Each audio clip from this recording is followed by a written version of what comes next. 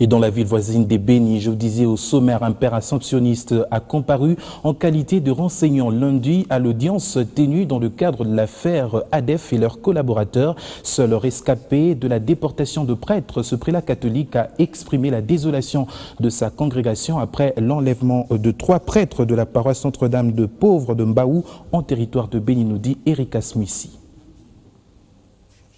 Ces dépositaires des bombes sont notamment Aboubakar Bachie, Bahati Patient et Moya Papi, poursuivis pour participation à un mouvement insurrectionnel, détention illégale d'armes de guerre et munitions, terrorisme et participation à un mouvement insurrectionnel. Dans leur déposition contre les charges du ministère public, les prévenus accompagnés de leurs conseils ont tenté de décliner leurs responsabilités dans ces jeux de bombes artisanales à Béni qui avaient failli coûter la vie à un officier major des forces armées de la République démocratique du Congo, un officier de la police nationale congolaise. Et certaines victimes de ces obus lancés à Béni ont été présentes également à l'audience. En deuxième lieu, la cour militaire opérationnelle du Nord Kivu en audience foraine a fait comparaître le père assomptionniste Paloukou Joseph, l'un des rescapés de l'enlèvement des 3 prêtres de la paroisse Notre-Dame des Pauvres de Mbaou. En qualité de renseignants, ces dépositions ont rencontré les charges du ministère public selon le général Monkuto Kiana. Le leitmotiv de la déportation de prêtres occupe la congrégation étant donné que les faits leur reprochés ne sont pas clairs jusqu'aujourd'hui. Père Joseph donne les contextes dans lesquels ces pères avaient été emportés. Jusqu'à ce qu'ils arrivent à ma porte, je n'ai pas attendu d'échange entre eux. Seulement, j'ai attendu quand ils voulaient aller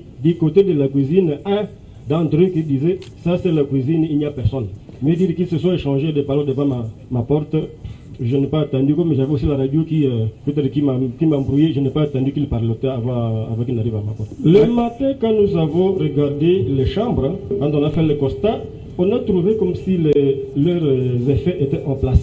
Apparemment, ils n'ont pas fouillé parce que même les salons, il n'y avait vraiment rien d'emporté. Rappelons que jusqu'à ce jour, aucune nouvelle ne filtre, si ce n'est pas la probable exécution de prêtres par les présumés combattants ADEF, auteurs de l'enlèvement. Erika Smissi, Béni, Biwan.